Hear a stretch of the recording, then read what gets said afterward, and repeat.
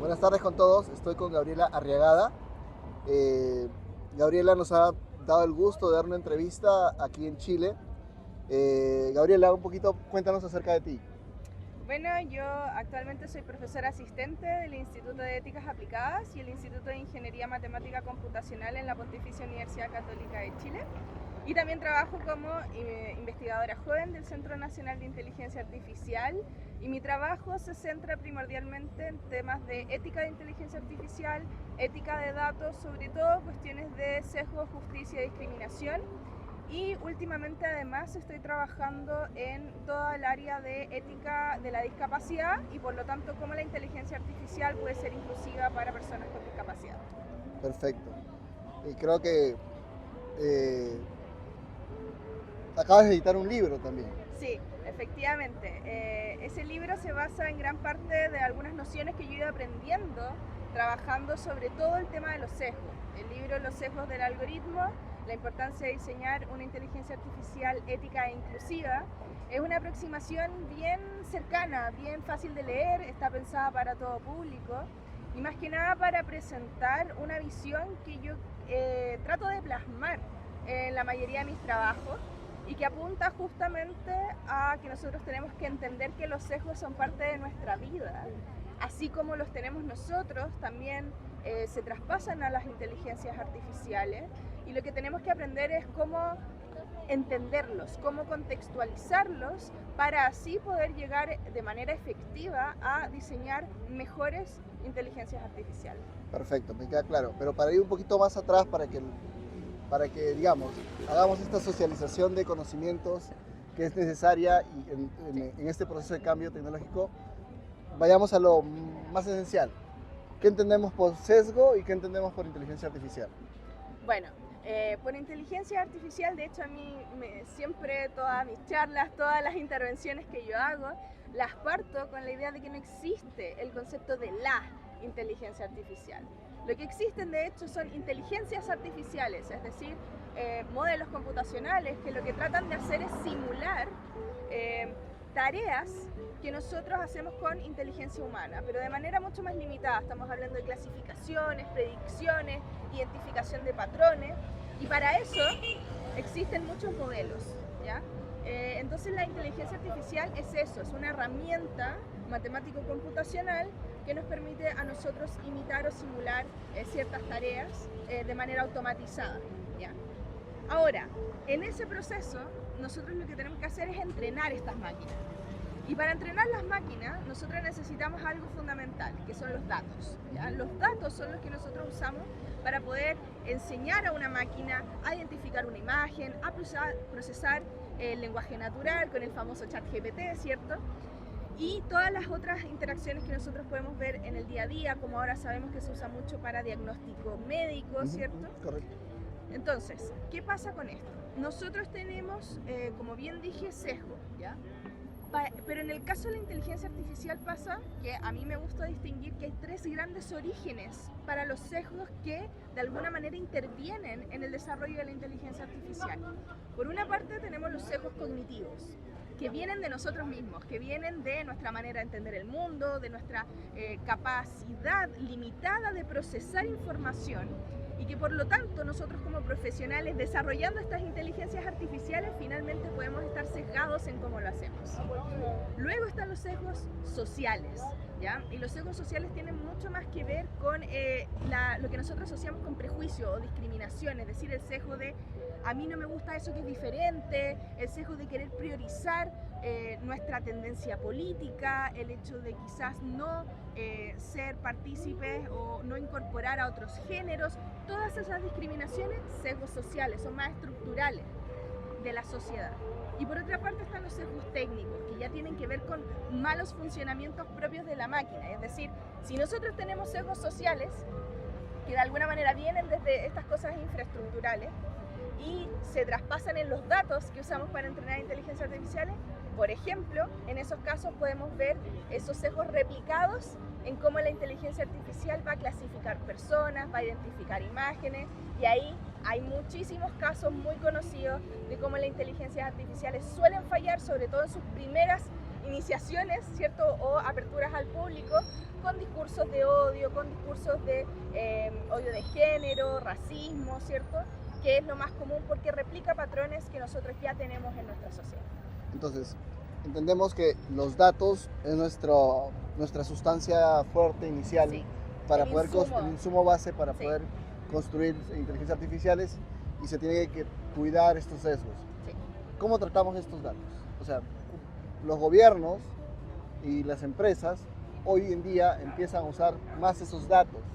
Nuestros datos, nosotros, digamos, de alguna manera, al hacer una transacción o al interactuar con el gobierno, damos y cedemos nuestros datos. Y ellos con esos datos pueden construir estas inteligencias artificiales. Entonces, debe haber un proceso inicial de cómo tratar el dato para evitar estos sesgos. ¿Cuál es ese proceso? Sí. Bueno, actualmente en Chile, la excelente noticia es que tenemos ahora la ley de procesamiento de datos personales, que ayuda mucho en esta tarea, ¿ya? Y que tiene que ver con responder a los dueños de los datos, que somos nosotros, los ciudadanos, las personas naturales. Nosotros somos dueños de esos datos, muy alineado con también lo que tiene la Unión Europea, con la GDPR, ¿ya? La protección de datos, la ley de protección de datos. Y el asunto acá crucial yo creo que es aplicar ciertos principios de la gobernanza de datos. Por ejemplo, minimización de datos. Cuando yo quiero tener un proceso de desarrollo de un modelo de inteligencia artificial, de un tiempo a esta parte, lo que se hacía era agarrar todo lo que había, ¿cierto? Todos los datos, las grandes bases de datos. Uno de los criterios que nosotros sabemos ahora que ayuda mucho a proteger el buen uso de los datos es la minimización de datos. ¿Cuáles son los datos que yo efectivamente necesito para el propósito de creación de ese modelo de inteligencia artificial? Entonces precisamos, transparentamos, primero que todo, el objetivo del diseño, o sea, ¿qué queremos lograr con ese modelo de inteligencia artificial?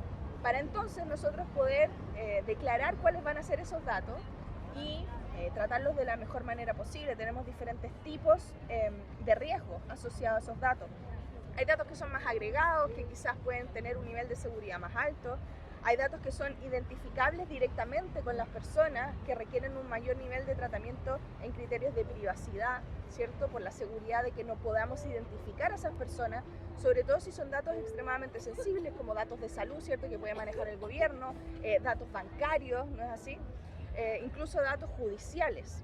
Entonces, en realidad, yo creo que lo mejor que se puede hacer es seguir criterios estrictos de gobernanza de datos que nos van a permitir a nosotros limpiar esos datos adecuadamente, identificar cuál va a ser su objetivo específico para luego nutrir nosotros de manera consciente y además con criterios, por ejemplo, de justicia. Muchas veces nosotros pensamos, el dato está ahí, el dato es un número, el dato es un nombre, el dato es una información.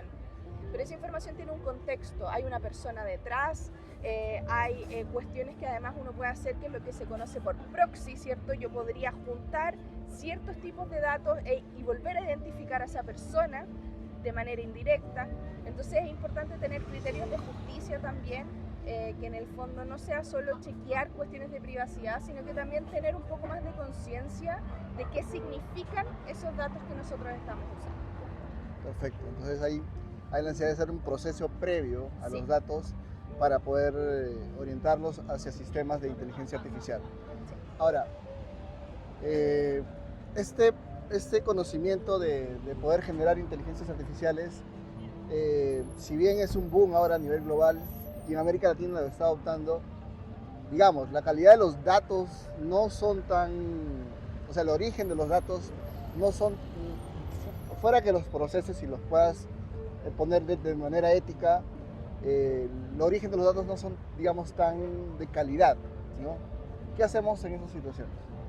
Yo creo que una oportunidad maravillosa que yo he visto que está surgiendo naturalmente por necesidad en Latinoamérica ha sido que nosotros estamos generando bases de datos, ¿ya? Porque por mucho tiempo lo que ha sucedido es lo que sucede con los grandes desarrollos científicos, ¿cierto? Que el norte global nos dicta qué hacer y nosotros replicamos, nosotros ajustamos. Pero con este tipo de tecnología nos estamos dando cuenta que no basta con limpiar, no basta con ajustar.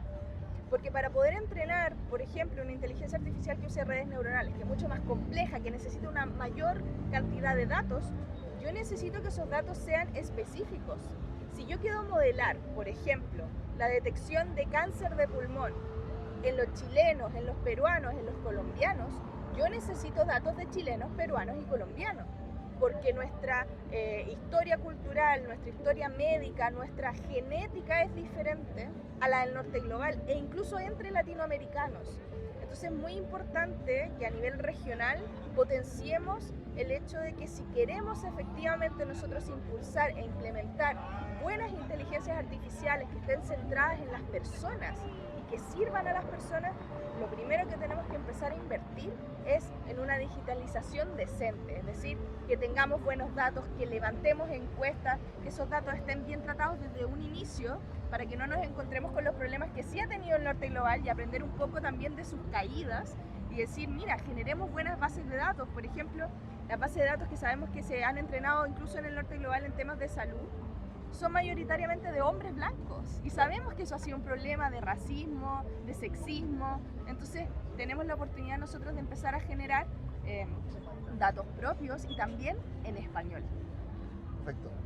A nivel de, eso es, digamos, a nivel de tu expertise de desarrolladora, no sé si me puedas ayudar con esa parte para entender cómo el gobierno está entrando en tener una cultura de inteligencia artificial, para entender qué es la inteligencia artificial, porque ellos finalmente se apoyan con el área técnica, se apoyan con las necesidades de los ciudadanos, entonces tiene que tener una concepción mucho más amplia.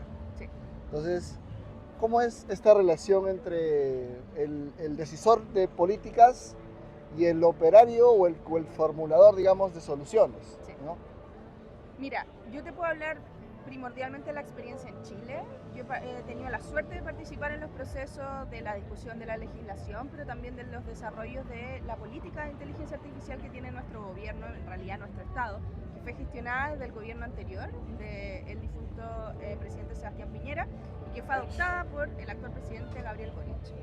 Y lo que sucedió en ese proceso yo creo que fue fundamental, que se entendió que esto no podía seguir surgiendo de privados. Esto es una transformación que necesita tener una fundamentación estructural desde el Estado, que el Estado de Chile tenga directrices claras para generar ese vínculo. Nosotros podamos exigir, podamos promover y potenciar diferentes tipos de insumos. Por eso se creó, por ejemplo, el centro basal en el que yo trabajo, el Centro Nacional de Inteligencia Artificial. Se están generando políticas de desarrollo desde el Ministerio de Ciencia y Tecnología.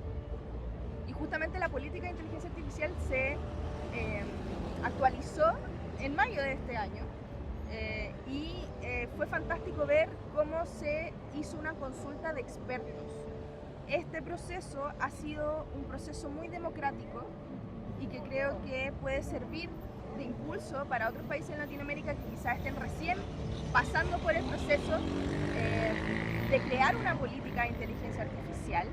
Y es que se consultó a la ciudadanía, se hicieron consultas también a municipios, se hicieron consultas a, como bien te decía, expertos, y los resultados fueron fantásticos. Yo creo que es una política robusta, bien informada, con aspectos técnicos, con aspectos éticos y con aspectos sociales. ¿Ya? Es muy enfocada en temas de alfabetización digital, de manera ética, enfocada también en alguna parte de la población que usualmente está invisibilizada en esto. No le hablamos solamente a los desarrolladores, le hablamos a niños, niñas y adolescentes que están creciendo con esta nueva tecnología y que se enfrentan con un montón de problemas, y también a personas mayores, que están en otro estadio en cómo van a tener que enfrentarse con esta revolución tecnológica. Entonces, desde mi parecer, tener una política de inteligencia artificial a nivel país que traspase ministerios, que introduzca principios clave y que exija ciertos requerimientos para quienes participen del uso de inteligencia artificial, yo creo que es fundamental. Perfecto. ¿Y cómo ves los temas de seguridad a nivel de la aplicación de la inteligencia artificial? Yo creo que los temas de seguridad, bueno, nosotros también ahora tenemos la ley de ciberseguridad, que yo creo está articulada justamente para esto, para prevenir ciertos riesgos. Yo creo que el tema de seguridad no me preocupa tanto en un sentido robusto. Yo creo que la ciberseguridad ha ido avanzando en estos temas y mientras se tenga una política de ciberseguridad buena en general, se puede mantener y traspasar aplicaciones de inteligencia artificial. Pero sí creo que hay criterios de seguridad más asociados a usos cotidianos a usuarios, ¿cierto? Que ahí es más difícil si tenemos intervención de empresas transnacionales, lo que bien sabemos son redes sociales, ¿cierto? O lo que también vemos que podría estar en alguna intervención de una compañía externa que venga a hacer algo acá y que use datos de Chile. Sin embargo, esas preocupaciones, que eran unas preocupaciones bastante fuertes para nosotros, hasta cierto punto también ayuda a que estén reguladas por esta nueva ley de ciberseguridad y la ley de datos personales. Entonces yo creo que es ir articulando el ecosistema legislativo para la llegada de la inteligencia artificial. Entonces, digamos, hay como principios éticos iniciales, hay los temas de protección de datos personales, hay los temas de seguridad digital y hay los temas de transparencia, Sí. ¿no? Es como una cadena o principios que siempre están en el proceso de tanto de diseño desde la parte técnica, Sí. que también desde el Estado deben considerar estos roles. ¿Cómo ves el futuro de la inteligencia artificial en América Latina? O sea, porque de hecho tienes una visión muy amplia, porque Chile le ha puesto bastante empeño en sus normas, en sus procesos, y hoy en día es un modelo, porque incluso tiene el índice de inteligencia artificial, tiene la ley de inteligencia artificial, el reglamento de inteligencia artificial y otras normas más. Entonces, ¿cómo ves este proceso en América Latina, teniendo a Chile de alguna manera como un adalid en ese proceso? Sí. Bueno, yo creo que el índice latinoamericano de inteligencia artificial, que coincidentemente lo trabajamos en nuestro centro, ha sido un insumo muy valioso. Yo creo que ha sido un insumo valioso para tener estadísticas, para saber qué nos falta. Si bien Chile está pionero, sí nos pudimos dar cuenta de muchas cosas en las que estábamos más atrás que incluso otros países de Latinoamérica. Entonces creo que esto nos sirve para juntarnos. Yo creo que esta es una ocasión muy especial en la que tenemos la oportunidad de colaborar, porque como región tenemos cuestiones similares, idiosincrasias por cierto, pero también estadios de desarrollo bastante similares y que podemos potenciar, tenemos intereses similares. Puedo ver, por ejemplo, proyectos maravillosos que se han hecho en México, Colombia, Argentina, en Bolivia también, con el tema de los feminicidios, ¿cierto? Que se usaba inteligencia artificial para medirlos, para controlarlos, ¿cierto? También lo hemos visto en potenciar la agricultura, potenciar la detección de riesgos de incendios forestales. O sea, hay una serie de cosas que van desde cosas sociales, políticas, a cosas de salud, a cosas de educación, a cosas de medio ambiente, que tenemos en común y que nos sirve mucho compartir datos que son mucho más fieles a nuestra realidad interlatinoamericana, ¿cierto? Entonces yo veo un futuro bastante próspero. Yo creo que las colaboraciones que estamos haciendo, en general los proyectos, el mismo ILIA, se vale mucho de colaboraciones con diferentes instituciones de Latinoamérica. Esto es un esfuerzo que, si bien nosotros tuvimos la suerte de poder liderar, el honor de liderar, es un esfuerzo colectivo y que en realidad cualquier gestión que podamos tener, incluso el norte global, lo que busca es mostrar y verificar qué es lo que necesitamos hacer acá.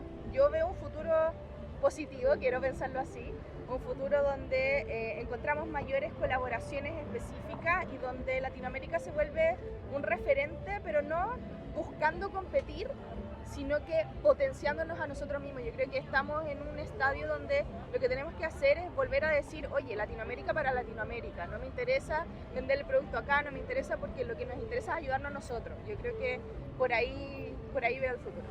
Perfecto. De verdad ha sido una entrevista muy aleccionadora y nos ayuda a entender un poco más y difundir lo que es la inteligencia artificial. Te pediría que nos dejes como un último mensaje para todos. También de hecho invito a que puedan comprar su libro, Los Sesgos. La editora es La Pollera. La Pollera, editorial La Pollera. Y pueden buscar en internet y les va a salir distintas librerías. Está distribuida en América Latina. Sí, me consta que está en Perú, está en la Feria del Libro. Ya la de compré, Perú, así que... y también está por Amazon y Busca Libre, así que también se puede obtener por ahí. Bueno, más que nada yo feliz de poder estar acá hablándoles sobre este tema. Creo que hablar no solo de inteligencia artificial, sino que también de la perspectiva ética, de nuestro rol, de lo mucho que podemos hacer, no solo quienes trabajamos en esto, sino que también como ciudadanos, de empezar a informarnos, de empezar a saber un poco más sobre cómo funciona esto y lo importante que puede ser para nuestro desarrollo latinoamericano. Yo creo que es fundamental a seguir alfabetizando y bueno, también pueden seguirme en mis redes sociales, me pueden encontrar, ahí vamos a dejar los datos, porque yo siempre feliz de colaborar y conversar con quien esté interesado en este tema. Te pediría un último saludo para los seguidores del Instituto de Social Información y Cuarta Revolución Industrial, por favor. El título está muy largo, pero para el Para el Instituto de la Universidad de La Salle. Sí, de la Universidad de La Salle. Les mando un saludo, muchas gracias por el interés en mi trabajo y en estos temas, y estoy dispuesta también a seguir colaborando con ustedes. Muchísimas gracias, ha sido muy grato tener esta entrevista. Gracias.